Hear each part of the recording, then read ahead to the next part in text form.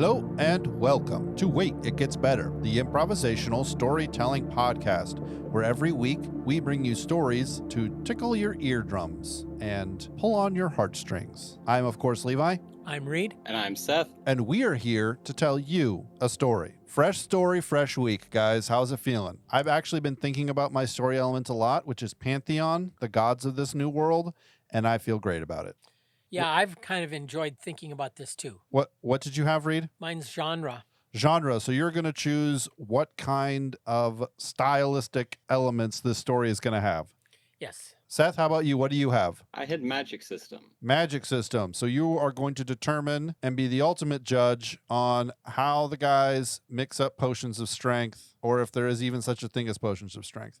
Who wants to go first? Should the genre go first? Yeah, I'd like to start it off, and then I think I'll just kind of lay it out, and then I probably will have something to chime in with later, depending on where you guys go. Do you have some world building ideas with your genre? Okay. Yeah. I'd like to hear those first, because the Pantheon is pretty amorphous. Okay. I call this genre wilderness survival adventure / exploration and discovery. And what I had in mind was like kind of your, shipwreck, plane crash, spacecraft disabled, people finding themselves in a survival situation, rife with possibilities, maybe with all kinds of chances to encounter other people, maybe or not. Okay. So cool. I'm kind of inclined toward 3 people down in a plane crash in like the Pacific Northwest, but that's kind of very limiting. So Bigfoot territory. Yep. Okay. So we're going to go with a real world story then. This is happening in America in the year, 1980? Yeah, I was thinking maybe more, Life before satellites and stuff. British Columbia, more wilderness. Oh, yeah. Really roughing it wilderness with not much, not hey, this isn't just a matter of like keeping our direction straight and hoofing it out to County Road 15 and marching into town. This is right. Okay, we're going to have to figure out how to survive here. Yeah, but I'm thinking in order for it to be a true survival situation, like I know some of the iPhones, the newer iPhones, you can actually send text messages via satellite. Oh, cool. Yeah, and then with the introduction of like, what's Elon Musk's internet thing? Starlink? Yeah. Is that what it is? Yeah. Yeah, it's almost completely a foregone conclusion that you have internet everywhere. So we should do this kind of before that. Yeah, that's a good idea. Okay, cool. So we have a group of 3 people. I think that it should be, from a group of 3 people, I think that it should be the pilot is kind of a survivalist guy, right? And he's taking these people on what was supposed to be a 3-hour tour. No, he was supposed to be taking them. They're like rich millionaires. Not like your normal average everyday millionaire, but like a rich millionaire. Yeah. They're traveling to their sort of remote, off-grid, giant cabin complex. Okay. And when it went down. Yeah. Kind of like we can decide to go either one direction and try to head back towards where there might be a ranger station or something. Or we can keep going, because if we can make it to the compound, then we have generators and food and ham radio and... Well, and there I want to throw in another curve that they were on this trip, and they're going over this kind of just trackless wasteland in western, northwestern Canada, and the pilot, like wanting to be accommodating, say, hey, there's a really cool thing over here we ought to go and see, and it's really just not a few minutes out of our way. But the point is, this completely unscheduled detour will take them well out of the track of anybody like trying to search for them. And it also deviates from their flight plan. Exactly. So when people go to look for them, they'll be looking in the wrong place. Yeah, that's what I was thinking. I like that. Yeah, and then they're conscious of this too. So then they're realizing, okay, well, what does anybody know anything about this? What, like, should we try to hoof it out, or should we try to figure out just stay put and survive and put out markers so that people can find us, or Right. Cool. This makes Anyway. me think of The Edge. Oh with, yeah, Anthony yeah. Hopkins Oh now, and, yeah. Alec Baldwin. Right. I don't know what that is. It's a thriller adventure. It's a thriller wilderness survival adventure movie. I'm Does it- It's like sorry. exactly what has just been described. Is Oh. it 3 people? Yes. Yes, actually. Oh my gosh, Reed. You didn't have Fiction by Another Name. Oh, Don't worry, I haven't seen it. I won't be able to do any side pieces. I won't be able to include that in any of my story writing. Cool. It's a great movie. So if you are interested in this genre and you kind of like what we're doing, but think that, maybe some professionals did something, Better. that's actually out there, go watch that. Obviously, I think it's definitely not PG. It's rated R. Just looking it up. Yeah. So, Yeah. but as far as a like survival adventure thriller thing, it's a pretty good one. So hopefully we can steer clear of being like that. But yeah. I'm kind of excited. I kind of like that. But Cool. Well, Seth, you have Okay. an interesting thing to sort of dice this up. yeah, so I kind of thought of this like immediately after we were done recording the last one. I thought, oh wow, this would be a cool one. Although thinking about it over the week, I think I've used or someone has used this idea Right. at some other time. But I think for what we're setting up, I think it would work well, especially well to steer it away from being like the edge. But the magic system is kind of like just a straight up like sacrificial system, right? Like Okay. killing an ant. Like if you like, I had in mind like a whole different genre, but that's fine. I was thinking a bit larger scale, but this I think it'll work. Because I think if it plays into here, one of these people maybe we might be getting into some like horror side of this.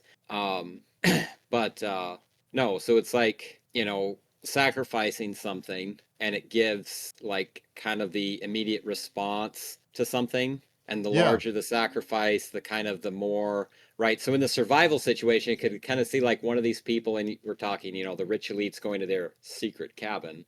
Maybe they're Right. not all in on it, but maybe one of Right. them is kind of, being visited by something. I don't know what the Pantheon might be, right? And it's like, oh, well, I'll help you find water, but you gotta, kill a squirrel and like, whatever, like gut it out and like, I don't whatever, and like pin it up on a Right. tree. And, Right. and so then and it starts with like something little, like, as you're looking for water, kill like six bugs, right?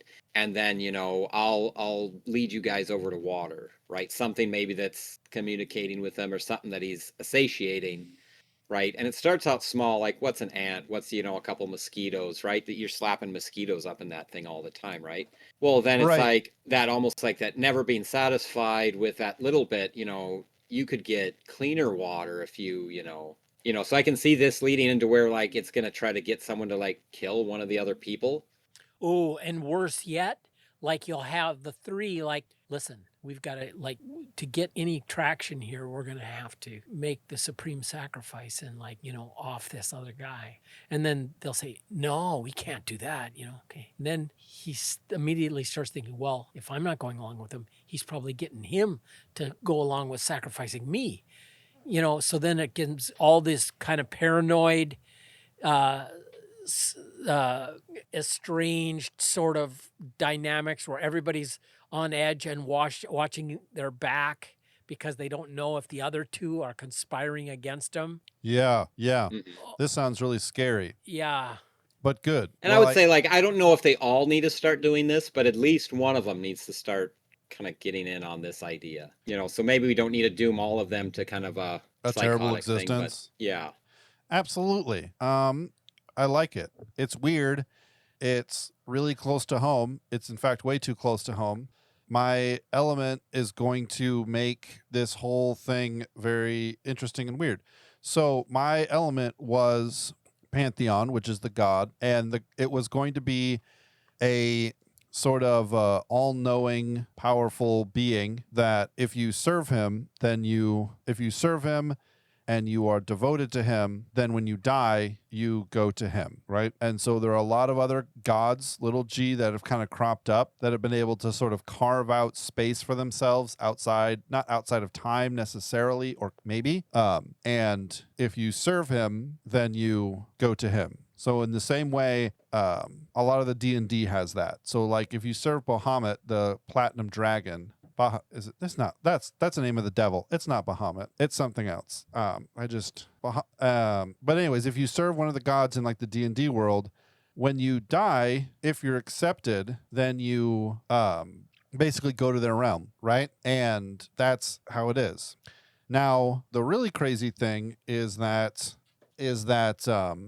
they can send those people back, right? For missions, for specific tasks to show signs and wonders, right? And since we've decided to put this in the Pacific Northwest of America, I think it's only good. I think it's only right and true and just that we make the Pantheon, in fact, our Heavenly Father, and the people that he sends back are, in fact, saints. And there's a saint that is sent back to help this group, and there are forces of evil that are sent against this group. I don't know how to not step into heresy, but you know what I mean? Like I don't really want to put another God in the world. That's kind of like the world that I live in, and say that this is a good God. So I'm kind of changing my thing on the fly, is that there's not a bunch of gods. There's one God and a bunch of evil forces that are sort of pitted against him. And part of my thought process is that this lodge, basically the crux of the issue is that there is a center of creation, right? There is a place somewhere up here in the Pacific Northwest that has a bit of the Garden of Eden in it, right? Now, we know that the Garden of Eden was removed, but, you know, we're making a fiction story, so here we are. But maybe this is a rock that God stood on to walk with Adam in the cool of the day that has somehow made its way through the turmoil of the flood and everything here, and it kind of exudes creation power because, I don't know, because that's how it was made. And maybe the lodge is seeking to sort of undermine, or, you know, the rich cabals or the Satanists or whatever are seeking to kind of use this power that's up here for some nefarious reason, or to at least corrupt it. And that's what this conflict is about. I don't know. I'm kind of in the weeds here. What do you guys think? Is this a terrible idea? Should I take a second and come up with a totally new idea? I think it would work. I think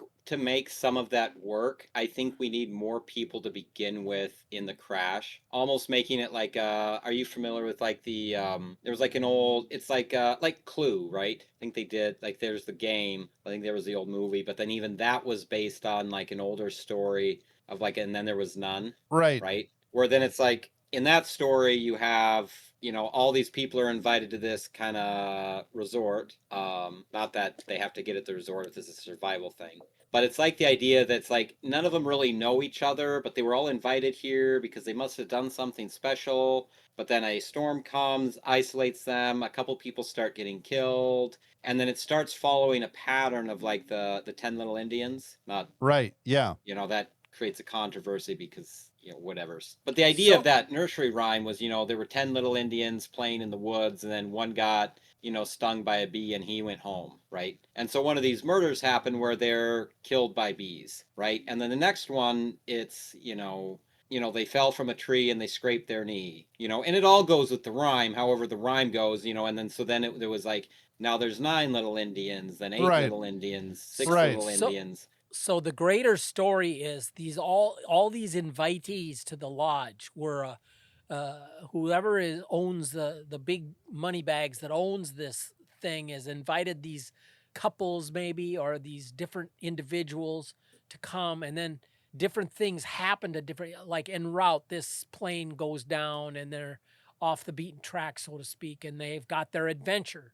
But then there are the greater, it's part of a greater story where there are more than one adventure story going on. And or it could even be that the person who did, like, it's revealed in the end that the person who owns the lodge and was inviting all of these very important people was using the magic system and basically killing them and destroying, like sacrificing great quantities of potential, whether it be wealth or, there could be artists, painters, doctors, scientists. And it's like this huge, it's all part of the ritual to kind of desecrate this area. And so they were never supposed to make it to the mansion. Yeah. And this was one of my thoughts too. So we have, let's say so it'd be like a smaller plane can carry, 10, 15 people, right? So we've kind of got like I don't know if that would be like a smaller bush plane or like a commuting flight between like wherever it would be, Vancouver up to Juneau or something like that, right? As they're connecting to make it here. And perhaps like this flight is just like a charter flight that you can get, right? And let's say, the pilot, like we said, he's kind of like a survival guy.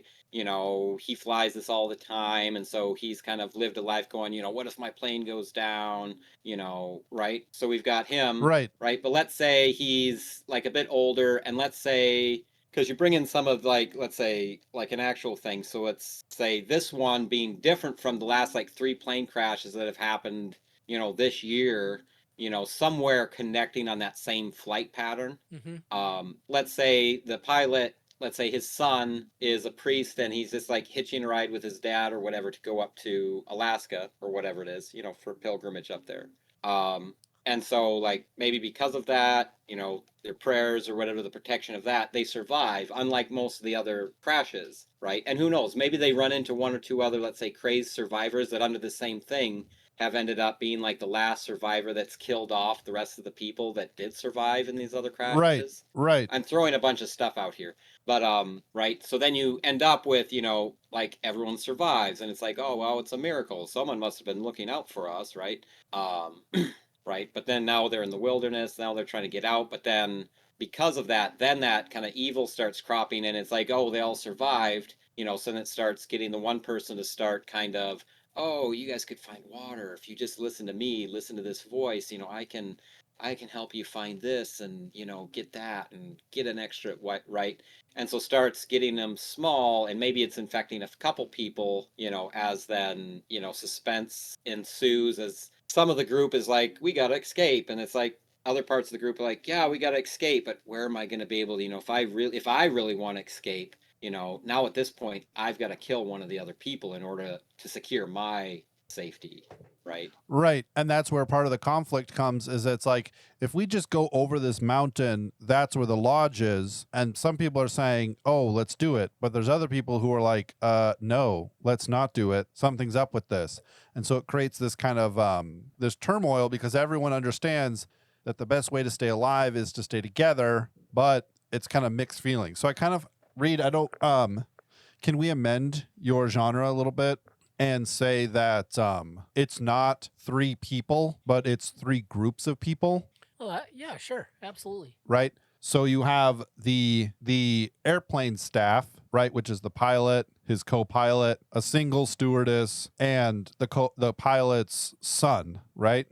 And then you have kind of the very important people, the people who are invited to the mansion, right? And there could be 3 or 5 of them and their entourage, So they have a couple of not handlers, but a couple of just a guy to carry their baggage, a guy to, make sure that the towel is warm when they get into the hotel room. Rich people have these kind of people, right? Just like secretaries, people that like hold their phone for them, wipe their butt, stuff like that, Okay. I imagine that do rich people not have this? I think they do. Yeah. I think they do. Julie, do the thing. Yeah. And then the third group is actually just a few of them, like 3 of them. And they are the emissaries / people who are employed by the mansion's parishioner, the mansion's owner, right? And they are in on it, right? It's their job to make sure that everything goes the way it should go, right? And Right. this whole cult or whatever thing, they've given up. The nihilism has fully encapsulated their hearts. They have given up on the idea that there is anything more, and so therefore to die in service of nothing, not nothing little n, nothing capital N, like nihilist nothing is like a worthy cause. Wow. Right? Yeah, okay. And so that offers this dynamic that the millionaires, the sacrifices, are totally unaware and totally willing to do anything in order to survive, right? And then you have this other influence of these cultists who are like, oh shoot, we messed up. We were supposed to die right now. That's part of the ritual. We need to kind of like get it to happen, because if they decide to go back to the town, then it's like on us, you know? Okay. And we didn't die, so now we have to care. And then you have the pilot and co-pilot and stewardess and the pilot's son, who are all about just survival. So you have these two groups, and they want one group of them want to go back to town. That's the pilot and his group. And then you have the other group who there's more of them, but they don't know what they're doing, but they're being influenced by these cultists to continue on and just like put themselves into danger more and more and more and more, right? Yeah. What do you guys think about that as a setup? Yeah. I Great. think that works. For the setup of that, there needs to be more than just 3 people. But Right. I think it... Unfortunately, what that kind of means is that there needs to be people are gonna have to die along the way. You know, that's why you have red shirts. Yeah. You know. And I probably am going to put a content warning before the beginning of this episode, because it's pretty dark. Yeah. This whole concept that we're dealing with here is pretty dark, and I think it's an interesting one, and I think it's a story worthy to tell, but it's pretty dark. You know, just as an aside, you know, well, the red shirts, obviously. On Star Trek, you had the guys, the blue shirts and the gold shirts were like the principal characters, but the red shirts were just like the expendable characters, and they would be the ones that would be die at the hands of the monster when they beam down and all that. Well, back, I think it might have been 1962, there was a short-lived TV series called something to do with not Fantastic Boy. Anyway, the basic story is they had the thing called the Seaview, which is the super most modern, up-to-date nuclear submarine, and it had like like a transparent front, Right? You know, so that you could see like the ocean creatures and going by and stuff. And then they had a hatch like in the bottom where a mini sub could drop out, but was like a flying saucer. So it would launch from under the ocean, but then would explode out and fly around. It was really cool. And they had the admiral, they had the captain of the Seaview, you know, so it was like the ship captain, but then they had the admiral, who was like the big brass that is like cluttering up all the decision-making process and making it really hard for the captain to be the captain, but, you know, and the tension between them. And then you had the admiral's daughter, which I think was played by Jeannie. What was her name? The actress. Anyway, this was when she was like really young. And then, but they had Seaman Johnson. Like Seaman Johnson died every show, and they just kept using Seaman Johnson over and over. It's like, Admiral, the monster just broke out in Corridor C. Hey, Johnson, go check out Corridor C. Admiral, the reactor room's about to blow. Hey, Johnson, go check out the reactor room. You know, I mean, Steven Johnson it was toast. It became a joke. I was 10, and it was just a total joke. It was wonderful. Anyway, that was predated the whole red shirt. That's phenomenon. great. That's probably where they got it from. Yeah. It's kind of a joke now. I don't know if they meant for it to be a joke, or maybe they did, if that was a thing. If they meant for it to be a joke when they did it, but it kind of makes sense. Like, I'm watching The Walking Dead, right, which is about the zombie apocalypse, and you can kind of tell which characters you're like, okay, oh, you're a new character. You get a little bit of his backstory, a little bit of his heartstrings. He's going to die in an episode or two. Just enough to make you get connected to him, and then he'll, die in order to pull on them heartstrings. But that's not the kind of story I'm thinking of. What I'm thinking of is instead is kind of like this terrible... I mean, it's kind of more of a drama, right? More than an action necessarily. It's like how the people feel and how they deal with situations is much more important whether or not they can make a fire. Yeah. Even though making a fire will be like a big element to it, Do you think we've kind of gone in over our heads with a story of this kind of dark nature? I keep thinking about, I keep thinking about the Oath. Have you guys read The Oath? Yeah, was that a Peretti novel? I think it was. Yeah, I've read that. Oh man, yes, I Maybe. remember that was really a dark story. Yeah, it was an ancient evil, a long forgotten oath. Like Yeah, it was a crazy book, and I read it way too young. yeah, I've got that on my shelf It's above yeah, my bed. I think it's what I liked it so much that it kind of like is one of the reasons why I like Stephen King now. It kind of captured your King-esque. imagination. Yeah, King-esque in its way that it kind of reveals a lot, but doesn't really reveal anything at all. Makes me think a little of Lovecraft. A little of Lovecraft, yeah. So, anyways, anybody else have any interesting? We this has basically all been kind of storyboarding. I like it. We're sort of talking how the story's going to go. We have a pretty clear picture, I think. Yeah, Part of my thought is that the co-pilot. So, have you guys both seen Lost? I've seen a few episodes A of few Lost. Okay. episodes a long time ago, but One Not thing I liked its about it is entirety. that one of the first things Lost is a story about people at an airplane crash on an island.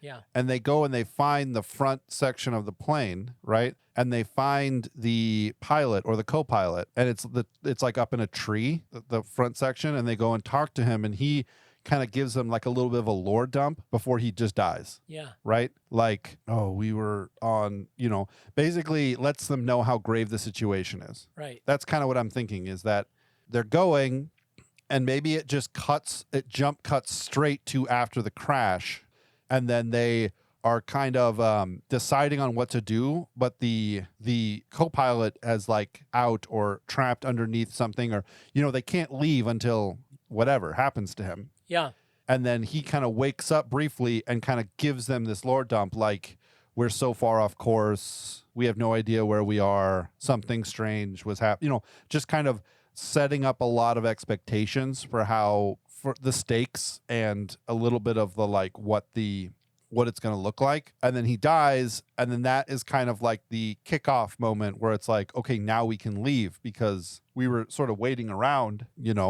Yeah. transponder isn't working for some reason, and just a bunch of things. And then that's kind of the kickoff moment where they're like, now we're going to go somewhere, now we're going to do something. What do you guys think about that? that sounds good. I Yeah. can work on that with that. Yeah, Great. Should we call it here and come back next week? sounds good. yeah, I think that sounds good. Excellent, excellent, excellent. Ladies and gentlemen, thank you so much for joining us for this episode of Wait, It Gets Better. If you have any questions or concerns about this story, I totally understand, and I'd be happy to hear them. Email me at waititgetsbettercast@gmail.com. If you would like us to not do this story and switch to something else more lighthearted, I would be very thankful for that, because this seems really scary, but I'm happy to go into it. Just email me or at me on Twitter at GetsBetterCast. I'm going to draw our story elements for next week now, and then we will say goodbye. Let's see here. Reed, you pick a number between 1 and 12. 12. All right. I have fighting style. Seth, pick a number between 1 and 11. 8. 1, 2, 3, 4, 5, 6. Wise old woman, Reed. Okay. Seth, you have anti-hero. Sound good? Okay, Sounds great. good. Thanks, everybody. We will see you all next week for the next episode. Bye.